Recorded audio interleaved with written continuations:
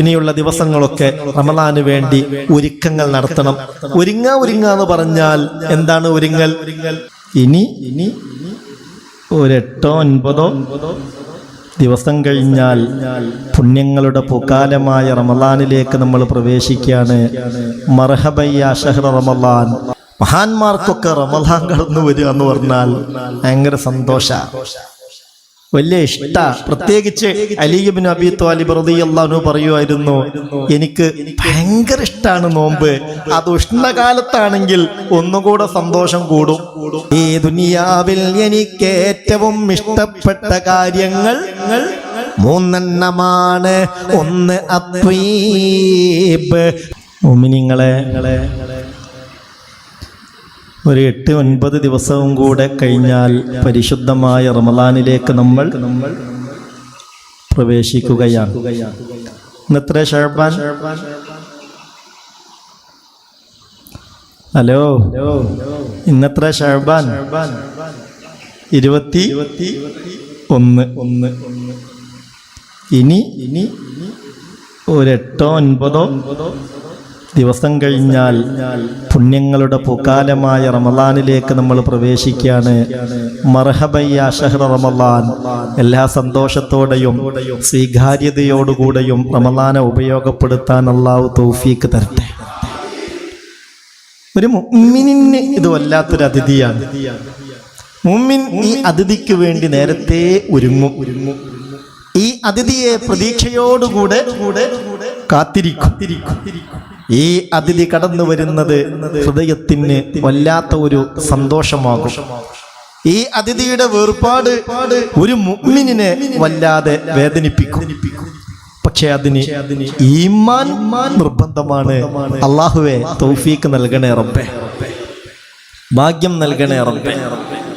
മഹാന്മാർക്കൊക്കെ റമളാൻ കടന്നു വരിക എന്ന് പറഞ്ഞാൽ ഭയങ്കര സന്തോഷ, വലിയ ഇഷ്ട. പ്രത്യേകിച്ച് അലി ഇബ്നു അബീ ത്വാലിബ് റളിയല്ലാഹു അൻഹു പറയുമായിരുന്നു, എനിക്ക് ഭയങ്കര ഇഷ്ടമാണ് നോമ്പ്.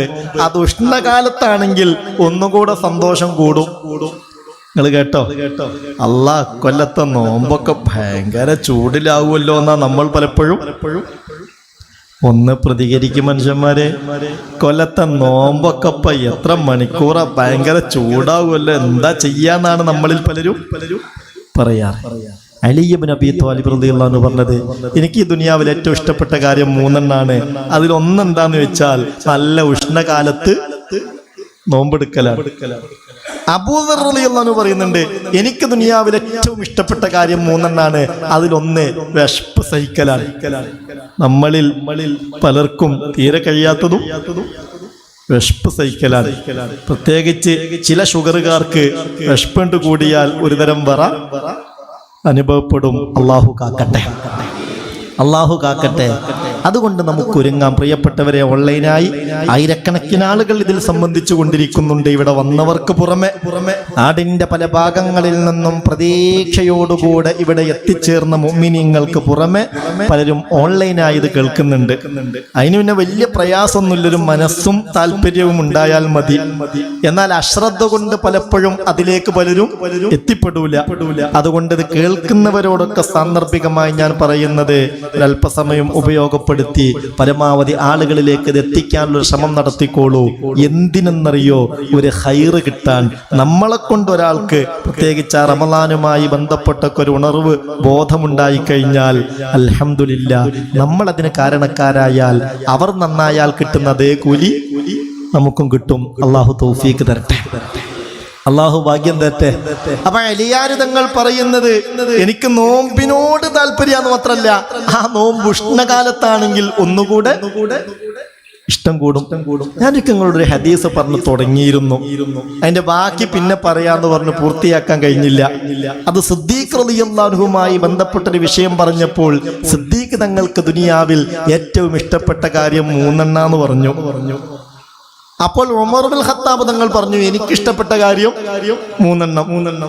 അപ്പോൾ ഉസ്മാൻ ഇബ്നു അഫ്ഫാൻ തങ്ങൾ പറഞ്ഞു, എനിക്കിഷ്ടപ്പെട്ട കാര്യവും 3. അപ്പോൾ അലിയാർ തങ്ങൾ പറഞ്ഞു, എനിക്കിഷ്ടപ്പെട്ട കാര്യവും. അങ്ങനെ അവർ ആ കാര്യങ്ങൾ ഇങ്ങനെ പറയുന്നുണ്ട്. അതൊന്ന് മനനം ചെയ്യുന്നത്, ഒന്ന് ചിന്തിക്കുന്നത് വളരെ നല്ലതാണ്. അള്ളാഹു നമുക്ക് തൗഫീക്ക് തരട്ടെ. ഒന്ന് പറയട്ടെ. മഹാനായ റസൂലുള്ളാഹി സ്വല്ലല്ലാഹു അലൈഹി വസല്ലം മസ്ജിദുൻ നബവിയിൽ സഹാബിമാരുടെ കൂടെ ഇരിക്കുകയാണ്. നിങ്ങൾ ആ രംഗൊന്ന് ആലോചിച്ച് നോക്കിയാണ്. റസൂലുള്ളാഹി സ്വല്ലല്ലാഹു അലൈഹി വസല്ലം ആ മഹാത്ഭുതം സഹാബത്തിന്റെ കൂടെ ഇങ്ങനെ ഇരിക്കുന്ന ഒരു രംഗൊന്ന് ആലോചിച്ച് നോക്കൂ. അള്ളാഹു നമുക്കും തൗഫീക്ക് തരട്ടെ. ഇവിടുന്ന് അങ്ങനെ നേരിട്ടിരിക്കാൻ കഴിഞ്ഞിട്ടില്ലെങ്കിലും അള്ളാന്റെ സ്വർഗത്തിൽ മുത്ത് റസൂലിന്റെ മജ്ലിസിൽ നബിന്റെ കൂടെ ഒന്ന് ഒരുമിച്ച് കൂടി ആ സൂര്യനെ പോലെയുള്ള ചന്ദ്രനെ പോലെയുള്ള മുഖം കാണാൻ അള്ളാഹു തൗഫീക്ക് തരട്ടെ. കൊതില്ലേ? അന്താനു അന്താശം സുന്നന്താബാദറുൻ അന്താനൂറും ഫൗഖാനൂരി അംതായി കസീറു വാലി അംതാ മിസ്ബാഹു സുദൂരി യാ നബി യാ റസൂൽ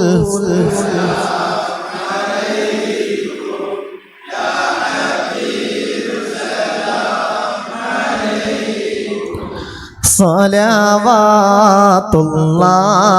അലൈക്കും. സ്വീകരിക്കണേ അല്ലാഹ്, ഈ സലാത്തും സലാമും സ്വീകരിക്കണേ അല്ലാഹ്. നിങ്ങൾ ഇത്രമാത്രം ആലോചിച്ചാൽ മതി. ഇങ്ങനെ ഈ മൗലൂദൊക്കെ ചൊല്ലുമ്പോ, സ്വലാത്ത് ചൊല്ലുമ്പോ, റസൂലുള്ളാഹിനെ കുറിച്ച് പറയുമ്പോ ഒരു പ്രത്യേകമായൊരു ഉണർവും ആവേശവും നമുക്ക് വരുന്നുണ്ടെങ്കിൽ അൽഹംദുലില്ലാഹ്, നല്ല ലക്ഷണാണ്. അള്ളാഹു തൗഫീക്ക് തരട്ടെ. എല്ലാവരും ആമീൻ പറയാം. അള്ളാഹു തൗഫീക്ക് തരട്ടെ. അപ്പോഴും ഉറക്കം തൂങ്ങുകയാണെങ്കിൽ നമ്മളൊന്ന് പേടിക്കണം. അപ്പൊ ഒരു ബേജാറ് വേണം. അള്ളാഹു നമ്മളെ കാക്കട്ടെ. ഏതായാലും ഹബീബ് മുഹമ്മദ് മുസ്തഫ സല്ലല്ലാഹു അലൈഹി വസല്ലമ തങ്ങളുടെ കൂടെ മദീന പള്ളിയിൽ മുത്ത് റസൂൽ ഇരിക്കുകയാണ്. ഉടനെ ഫസഅലൂഹു, ഹബീബായ നബിയോട് സ്വഹാബത്തുൽ കിറാമിന്റെ ചോദ്യം, മാദാ തുഹിബ്ബു മിൻ ദുനിയാക യാ റസൂലല്ലാഹ്. നബിയേ നിങ്ങൾക്ക് നിങ്ങളുടെ ദുനിയാവിൽ ഏറ്റവും പ്രിയപ്പെട്ട കാര്യങ്ങൾ ഏതാണ്? എന്റെ കൂടെ ഉണ്ടോ? നിങ്ങൾക്ക് ദുനിയാവിൽ ഏറ്റവും പ്രിയപ്പെട്ട കാര്യങ്ങൾ ഏതാണ്?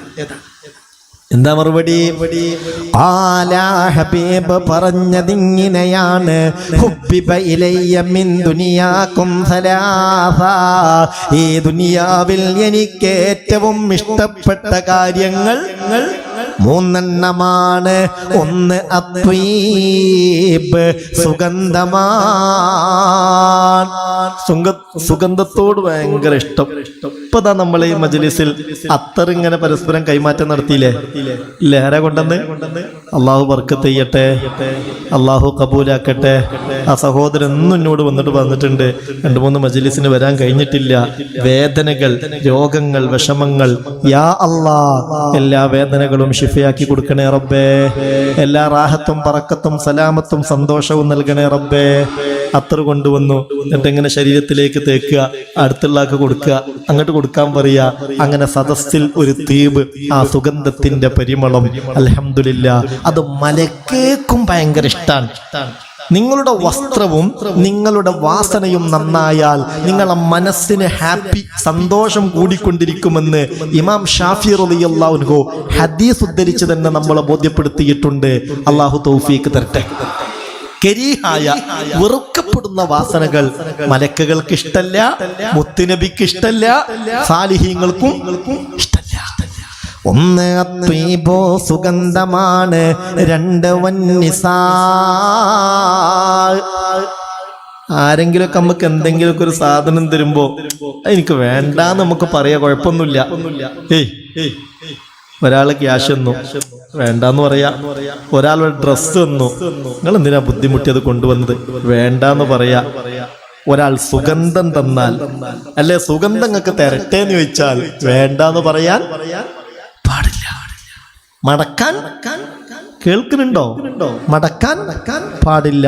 അത്രമേൽ പ്രാധാന്യം അതിനുണ്ടെന്നർത്ഥം. അല്ലാഹുവേ, സുഗന്ധം എപ്പോഴും അതിൻ്റെ സന്തോഷങ്ങൾ ദുനിയാവിൽ മാത്രമല്ല ആഖിറത്തിലും അനുഭവിക്കാൻ തൗഫീക്ക് നൽകണേ അല്ലാഹ്. ചില മഹാന്മാരുടെയൊക്കെ ഖബർ പിന്നീട് ചില കാരണങ്ങളാൽ പൊളിച്ചു നോക്കുമ്പോൾ സുഗന്ധം അനുഭവപ്പെട്ടത് അനുഭവസ്ഥർ പറഞ്ഞിട്ടുണ്ട്. മിനിഞ്ഞാന്ന് എന്നോട് പറഞ്ഞു. എവിടെന്ന് പറഞ്ഞു? സമ്മേളനത്തിന്റെ ക്യാമ്പിന്റെ നഗരിയിൽ വെച്ച്, സമസ്തയുടെ ആ സമ്മേളനത്തിന്റെ ക്യാമ്പിന്റെ നഗരിയിൽ വെച്ച് മഹാനായ ചെറുവാളൂർ ഉസ്താദിനെ കുറിച്ച് സംസാരിച്ചപ്പോൾ ഉസ്താദിന്റെ ഖബർ, ഉസ്താദ് വഫാത്തായതിനു ശേഷം 8 മാസം കഴിഞ്ഞ് കുണ്ടം തള്ളി എന്ന് പറഞ്ഞാൽ മനസ്സിലായോ?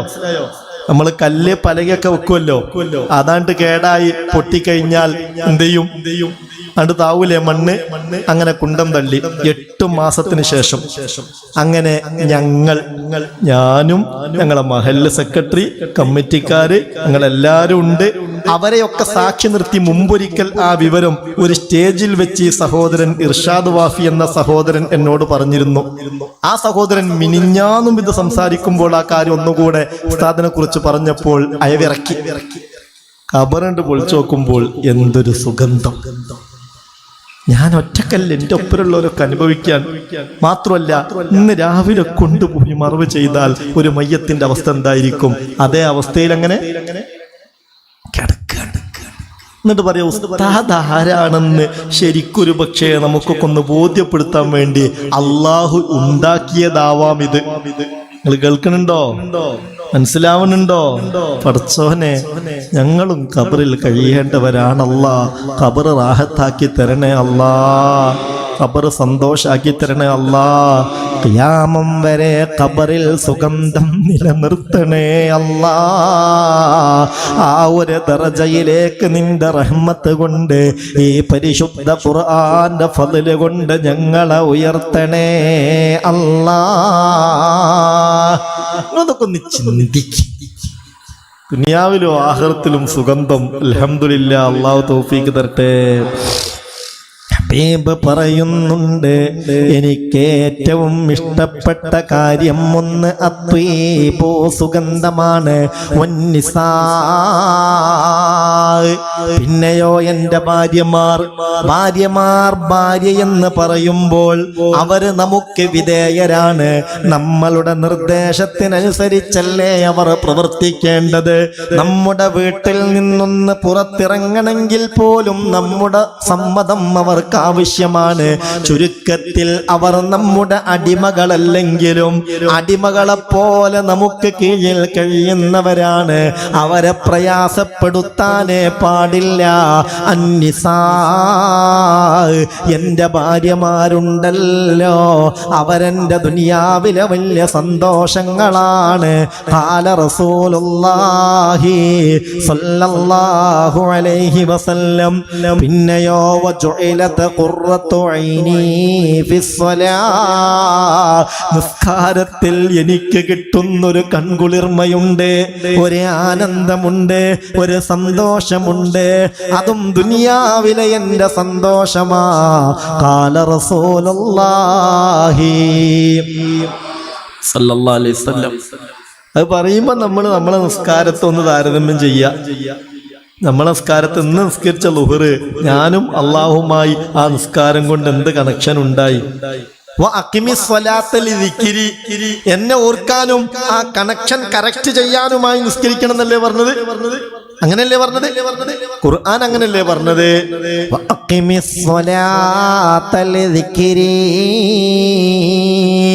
നിസ്കാരം ഒരു ബാധ്യത നിലനിർത്താൻ മാത്രമല്ല, അത് എന്നെ കുറിച്ചുള്ള ഓർമ്മ നിലനിർത്താനാണ്.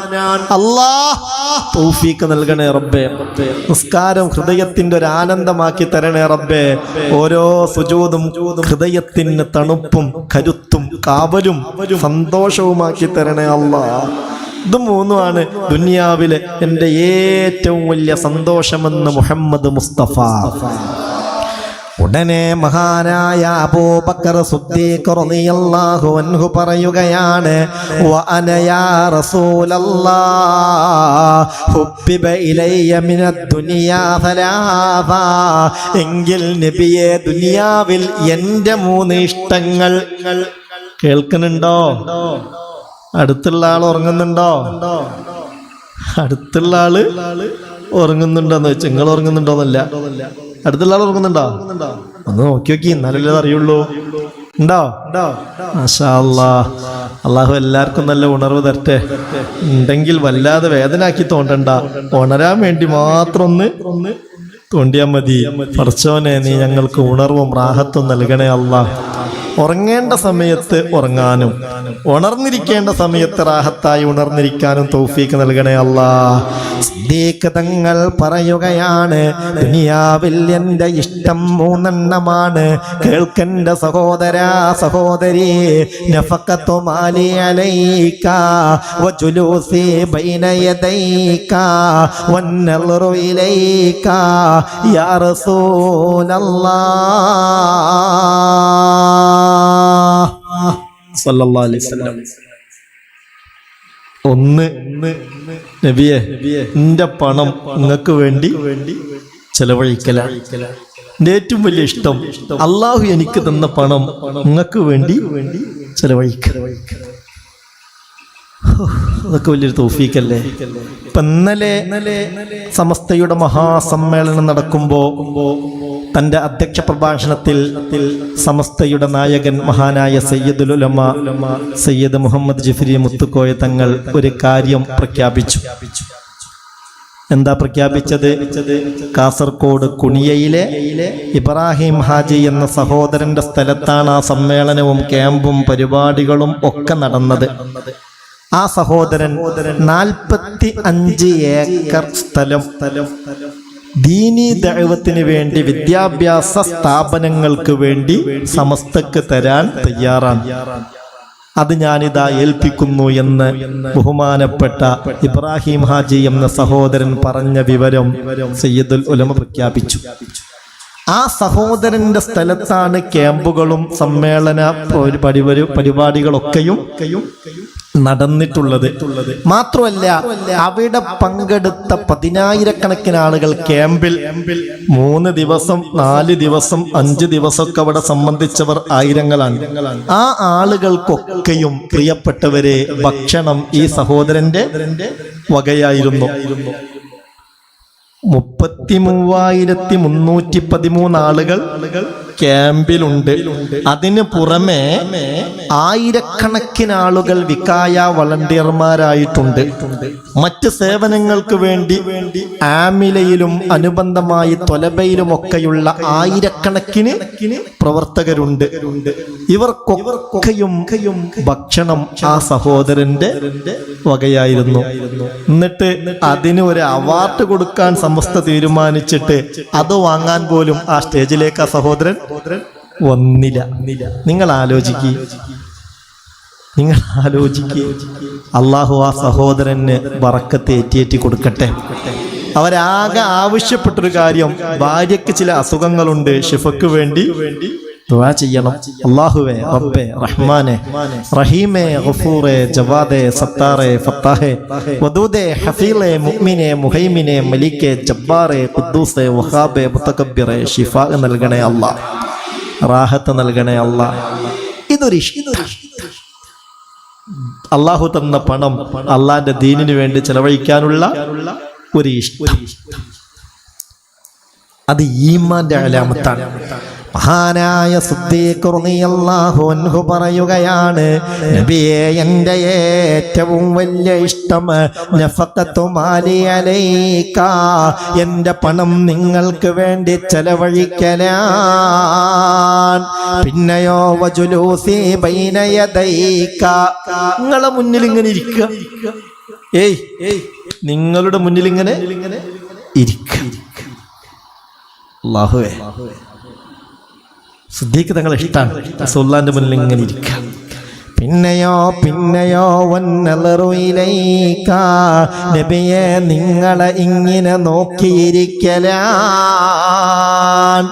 ഇതുകൊണ്ട് ദുനിയാവിൽ എനിക്ക് കിട്ടുന്ന നിർവൃത്തി മറ്റൊരു കാര്യം കൊണ്ടും കിട്ടില്ല. ഒക്കെ ചിന്തിക്കണം.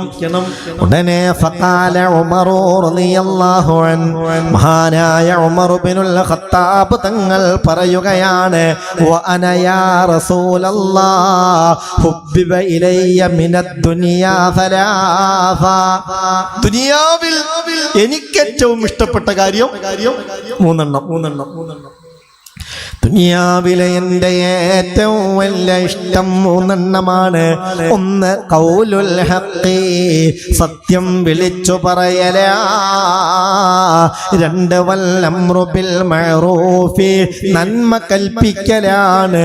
മൂന്ന് വൻ നഹ്യു അനിൽ മുൻകരി, തിന്മ വിരോധിക്കലാ. എന്റെ ഏറ്റവും വലിയ ഇഷ്ടം കയ്പാണെങ്കിലും നമുക്കിനി ദോഷാണെങ്കിലും സത്യം പറയാന്നുള്ളത് എനിക്ക് മധുരാൻ. ആര് പറയാ? സയ്യിദുനാ ഉമർ ഇബ്നുൽ ഖത്താബ് റളിയല്ലാഹു അൻഹു ചില്ലറക്കാരനല്ലേ? ഇന്ന മലായികത്തല്ലാഹി ലതതകല്ലമു അലാ ലിസാനി ഉമർ. പലപ്പോഴും ഉമറിന്റെ നാവിലൂടെ സംസാരിക്കുന്നത് അള്ളാഹന്റെ മലക്കുകളാണ് എന്ന് മുഹമ്മദ് മുസ്തഫ സല്ലല്ലാഹു അലൈഹി വസല്ലം. ജിന്ന് കൂടിയ ആളുകൾ ചിലപ്പോൾ ജിന്ന് സംസാരിക്കും. ആരുടെ നാവുകൊണ്ട്? ആരുടെ മേത്താണോ ജിന്ന് കൂടിയത് അയാളെ നാവുകൊണ്ട് എന്ത് ചെയ്യും? ജിന്ന് സംസാരിക്കും. ചില പൈശാചിക ബാധയേറ്റ ആളുകൾ, ശൈത്താൻ കൂടിയ ആളുകൾ, അവര് സംസാരിക്കും. പക്ഷെ സംസാരിക്കുന്ന ശൈത്താനായിരിക്കും. ആരുടെ നാവുകൊണ്ട്? ഈ കൂടിയോന്റെ നാവുകൊണ്ട്. ഞാൻ പോവൂല, ഇന്നടിച്ചിട്ട് കാര്യല്ല, ഞാൻ പോവൂല എന്നൊക്കെ വിളിച്ചു പറയും. ആരാണ് ഈ വിളിച്ചു പറയുന്നത്?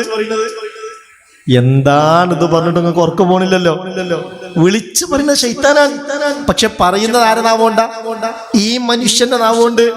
എന്നാൽ ഇന്ന മലായികത്തുർ റഹ്മാൻ, റഹ്മാനായ റബ്ബിന്റെ റഹ്മത്തിന്റെ മാലാകമാർ പലപ്പോഴും ലതതകല്ലമു അലാ ലിസാനി ഉമറ, ഉമറിന്റെ നാവിലൂടെ സംസാരിക്കുന്നുവല്ലോ എന്ന് ഖാല റസൂലുള്ളാഹി സ്വല്ലല്ലാഹു അലൈഹി വസല്ലം.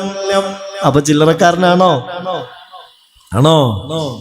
ഉമറുൻ സിറാജു അഹ്ലിൽ ജന്ന, ഉമറുൻ സിറാജു അഹ്ലിൽ ജന്ന. എൻ്റെ ഉമർ സ്വർഗക്കാരുടെ വിളക്കാണെന്ന് മുഹമ്മദ് മുസ്തഫ സല്ലല്ലാഹു അലൈഹി വസല്ലം. വലിയ ആഗ്രഹമുണ്ട് കാണാൻ. നിങ്ങൾക്ക് ആഗ്രഹമില്ലേ? പൂതില്ലേ? നാളെ അള്ളാന്റെ സ്വർഗത്തിൽ നിന്ന് കാണാൻ അള്ളാഹു തൗഫീക്ക് തരട്ടെ. അവരുടെയൊക്കെ ആ ഒരു പ്രത്യേകമായ നോട്ടം, റഹ്മത്തിന്റെയും കാവലിന്റെയും നോട്ടം, ആ ഒരു പ്രത്യേകമായ ആത്മീയമായ ബന്ധം അള്ളാഹുവെ ഞങ്ങൾക്കൊക്കെയും നീ നൽകണേ അല്ലാ. ഉമർ തങ്ങൾ പറയാണ്, ഏറ്റവും വലിയ ഇഷ്ടം സത്യം വിളിച്ചു പറയും. അതിന്റെ പേരിൽ ചിലപ്പോൾ പൊല്ലാപ്പുകൾ ഉണ്ടാവാം, അതിന്റെ പേരിൽ ചിലപ്പോൾ ബുദ്ധിമുട്ടുകൾ ഉണ്ടാവാം, അതിന്റെ പേരിൽ വ്യക്തിപരമായി എനിക്ക് നാശവും നഷ്ടങ്ങളും ഉണ്ടാവാം. എന്നാലും ഞാൻ സത്യം വിളിച്ചു പറയുമെന്ന് ഉമർ ഇബ്നുൽ ഖത്താബ് റളിയല്ലാഹു അൻഹു.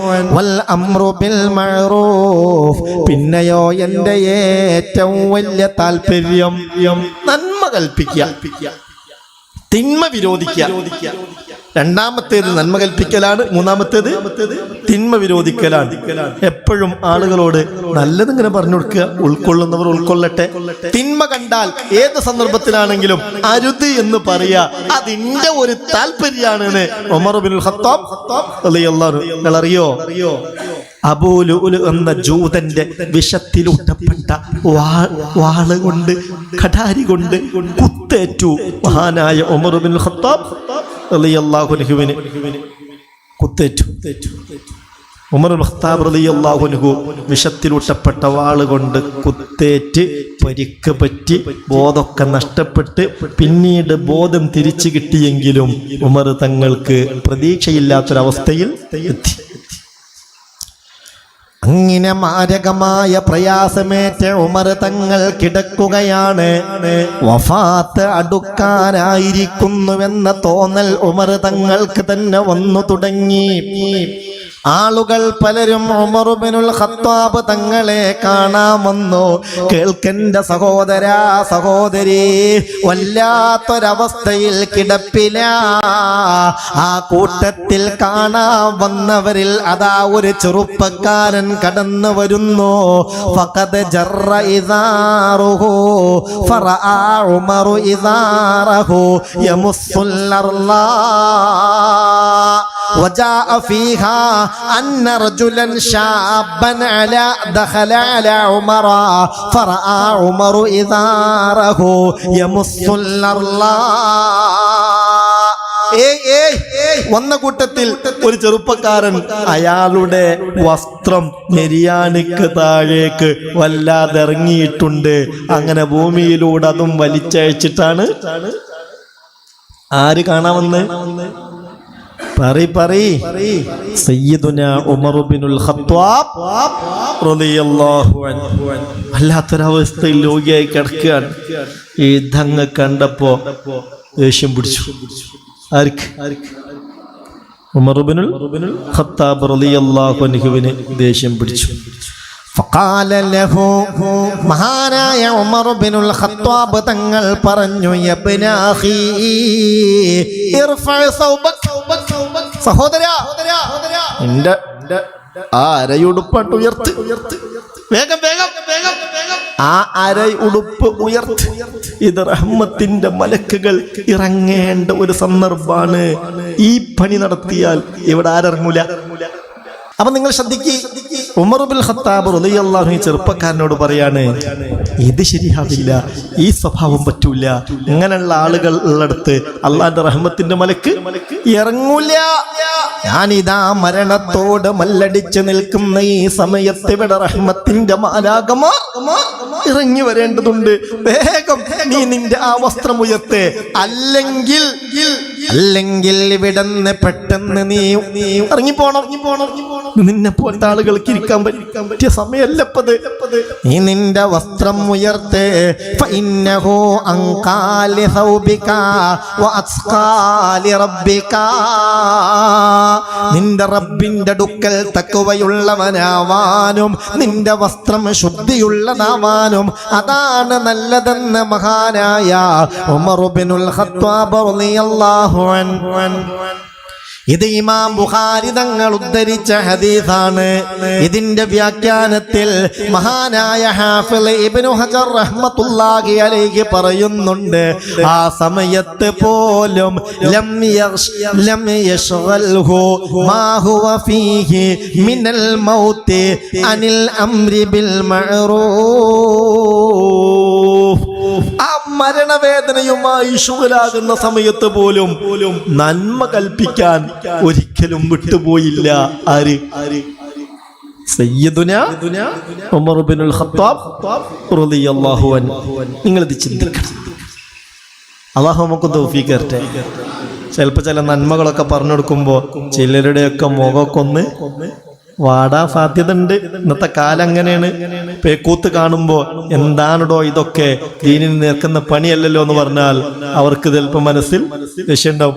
പള്ളിയിൽ നിന്ന് ഇങ്ങനെ വർത്താനം പറയാൻ, ഇത് പള്ളിയല്ലേ, എന്താണ് ഈ പള്ളിയിൽ നിന്ന് നാട്ടുവർത്തമാനങ്ങൾ ചോദിച്ചാൽ ചിലപ്പോ ഓലെ ഉള്ളില് ഒരു വെറുപ്പുണ്ടാവാനും മുഖം വീർക്കാനും തെറ്റാനൊക്കെ അത് മതിയാകും. പക്ഷെ ദീന് പറയുന്നിടത്ത് ഒരു തടസ്സവും. ഒരു മൊലാളി പള്ളിന്റെ പ്രസിഡന്റ് പള്ളിൻ്റെ ഉള്ളിൽ നിന്ന് ഇങ്ങനെ പത്രം വായിക്കുന്ന കണ്ടപ്പോൾ ബഹുമാനപ്പെട്ട കണ്ണിയത്ത് ഉസ്താദ് പോയിട്ട് കൈകൊണ്ട് ഒരു അടിയായിട്ട് കൊടുത്തോളും. അനക്കിരുന്ന് പത്രം വായിക്കാൻ പറ്റിയ സ്ഥലത്തല്ല, അതിന് പുറത്തു പോന്ന് പറഞ്ഞു. ഉമർ ഇബ്നുൽ ഖത്താബ് തങ്ങളുടെ ഇഷ്ടമാണ് അൽ-അംറു ബിൽ മഅറൂഫ്, നന്മ കൽപ്പിക്കൽ, വന്നഹ്യു അനിൽ മുൻകർ, തിന്മ വിരോധിക്കൽ.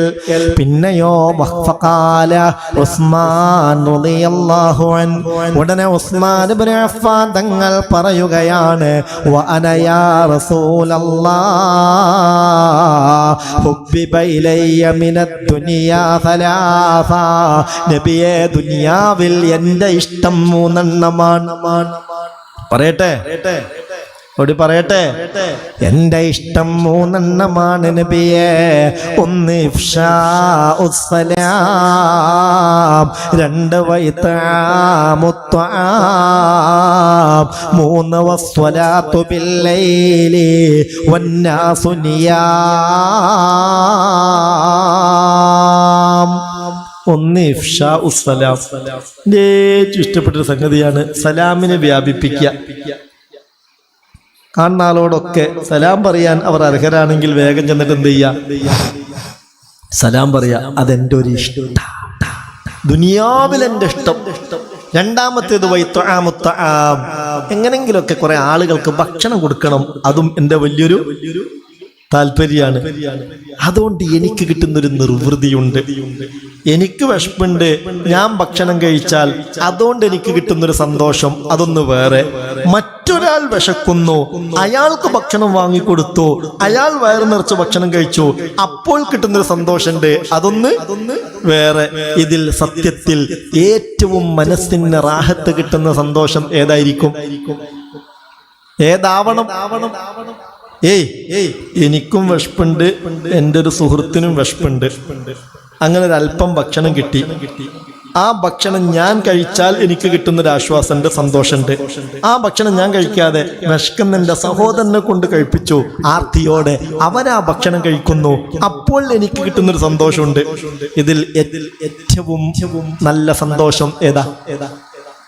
തൻ്റെ സഹോദരന് കൊടുത്തിട്ട് അവൻ കഴിക്കുമ്പോൾ കിട്ടുന്ന ആ ഒരു നിർവൃതി ഉണ്ടല്ലോ, ആ ഒരു ആനന്ദം ഉണ്ടല്ലോ, ആ ഒരു സന്തോഷം ഉണ്ടല്ലോ, അതിന് അള്ളാന്റെ അടുത്തുനിന്ന് പെരുത്ത കൂലിയാണ്. ഞാൻ വയറ് നിറച്ചിട്ട് സ്വന്തം കിട്ടുന്ന സന്തോഷം ഉണ്ടല്ലോ, അതിന് എന്തില്ല, അതിനല്ല കൂലി. കൂലി കൂടുതൽ ഇതിനാണ്. മഹാനായ ഉസ്മാൻ ഇബ്നു അഫ്ഫാൻ റളിയല്ലാഹു അൻഹു പറയാണ്, ഏറ്റവും വലിയ സന്തോഷമാണ് ഇത്ആമുത്ത്വാം, ഭക്ഷണം കഴിപ്പിക്കുക. പിന്നെയോ വസ്വലാത്തു ബില്ലൈൽ. അതപ്പം ഞാൻ പറഞ്ഞത് ആ കുനിയയിലെ ആ ഇബ്രാഹിം ഹാജി എന്ന സഹോദരനൊക്കെ എത്ര പണം അതിനു വേണ്ടി ചെലവാക്കിയിട്ടുണ്ടാകും. ലക്ഷക്കണക്കിന് ആളുകൾക്ക് അല്ലേ ഭക്ഷണം കൊടുത്തതാണല്ലോ, ആണ്. അതും രാവിലെയും ഉച്ചക്കും വൈകുന്നേരവും രാത്രിയും. എന്നിട്ട് അവിടെ വരുന്ന അതിഥികൾക്കൊക്കെ നട്സ്, ഈത്തപ്പഴമൊക്കെ കൊടുക്കന്നെ. അദ്ദേഹം തങ്ങളോട് പൊതുസമ്മേളനത്തിന് വരുന്ന എല്ലാവർക്കും ഭക്ഷണം കൊടുക്കട്ടെ എന്ന് സമ്മതം ചോദിച്ചത്രേ. അവിടെ വന്നവർക്കറിയാലോ ആ കൂടിയ ജനത്തിന്റെ കണക്ക് എന്ന് പറഞ്ഞാൽ കണക്കാക്കാൻ കഴിയാത്ത ജനം. ആഗ്രഹമുണ്ട് എല്ലാവർക്കും. നിങ്ങൾ ആലോചിച്ച് നോക്കിയതൊക്കെ. ഒന്ന് ഇഫ്ശാഉസ്സലാം, സലാമിനെ വ്യാപിപ്പിക്കൽ. രണ്ട് ഇത്ആമുത്ത്വാം, ഭക്ഷിപ്പിക്കുക, മനുഷ്യന്മാർക്ക് ഭക്ഷണം കൊടുക്കുക. മൂന്നാമത്തേത് വസ്വലാത്തു ബില്ലൈൽ വന്നാസു നിയാം, ആളുകളൊക്കെ അങ്ങനെ ഉറങ്ങി കൂർക്കം വലിച്ച് ഉറങ്ങുമ്പോൾ എഴുന്നേറ്റ് എന്ത് ചെയ്യുക, നിസ്കരിക്കുക. ഉടനെ മഹാനായ അലി ഇബ്നു അബീ ത്വാലിബ് റളിയല്ലാഹു അൻഹു പറയുന്നുണ്ട്, വഅന യാ റസൂലല്ലാഹ് ഹുബ്ബിബ ഇലയ്യ മിനദ് ദുനിയാ സലാസ. നബിയേ, ദുനിയാവിൽ എൻ്റെ ഇഷ്ടം മൂന്നെണ്ണമാണ്. ദുനിയാവിലെ എൻ്റെ ഏറ്റവും വലിയ ഇഷ്ടം മൂന്നെണ്ണമാണ്. ഒന്നാമത്തേത് ഇക്റാമുൽ ളൈഫി, അതിഥികളെ ആദരിക്കലാ. രണ്ട് വസിയാമു റമളാന ഫിസ്സൈഫ്, നല്ല ഉഷ്ണകാലഘട്ടത്തിൽ റമളാനിൽ നോമ്പെടുക്കുക. അത് പറഞ്ഞപ്പോഴാണ് നമ്മൾ നേരെ ഈ വിഷയത്തിലേക്ക് വന്നത്. അല്ലേ ആ റമളാനിൽ നോമ്പ് എന്നല്ല പറഞ്ഞേ, വസിയാമു റമളാൻ ഫിസ്സൈഫ്, നല്ല ഉഷ്ണകാലം. നോമ്പെടുത്താൽ ഒരു 10-11 മണിയാകുമ്പോഴത്തേക്ക് തുടങ്ങണം ദാഹം. അതങ്ങനെ സഹിച്ചിരിക്കുക എന്ന് പറഞ്ഞാൽ അതെനിക്ക് വല്ലാത്തൊരു നിർവൃതിയാണ്, ഒരാനന്ദാണ്, ഒരു സന്തോഷാണ്.